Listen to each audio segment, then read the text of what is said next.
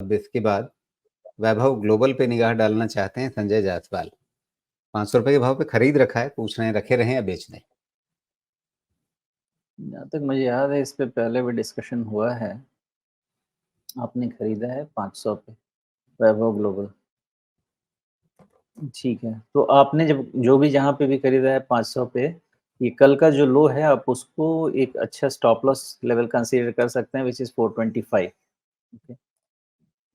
इसको ट्रेलिंग रख लीजिए और उसके बाद होल्ड कर सकते हैं। लेकिन आपको ये ध्यान रखना है कि आपने 500 पे खरीदा है, तो आपको करीब-करीब 15% का रिस्क दिखेगा।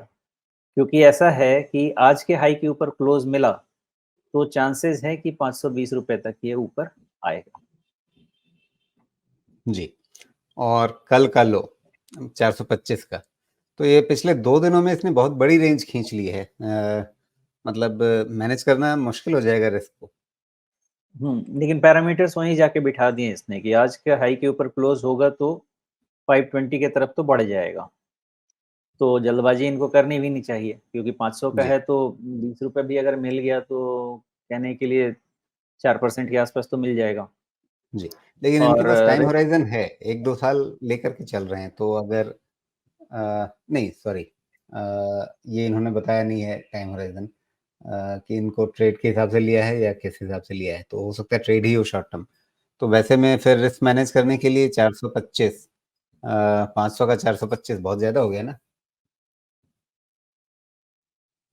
हाँ, लेकिन जो पोज़ीशन बनता है उसी हिसाब से बनता है जी, और अगर दूसरा स्टॉप लॉस लगाने की कोशिश करेंगे तो whipsaw होगा, मिस हो सकता है।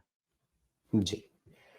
तो अब देख लीजिए, थोड़ी मुश्किल स्थिति तो है, लेकिन उसके हिसाब से फिर आगे अगर ये 20 डे मूविंग एवरेज के ऊपर निकल ही चुका है, तो क्या उम्मीद रखें कि हाँ, फँसेंगे नहीं? नहीं, नहीं अभी आज के हाई निकलने दें, तो ही जी, इसका करेक्शन कंप्लीट माना जाएगा, अदरवाइज़ सेकंड राउंड शुरू हो सकता ओके। तो देखिए 490-92 के ऊपर ये कितना टिक पाता है वापस, तो उस पर काफ़ी कुछ दारोमदार रहेगा। इस बात का ध्यान रखिए, आगे उसके हिसाब से फिर आप अपना फैसला लें, या अगर ज़रूरत लगी तो फिर 1 आध हफ्ते में फिर से हम लोग बात कर लेंगे।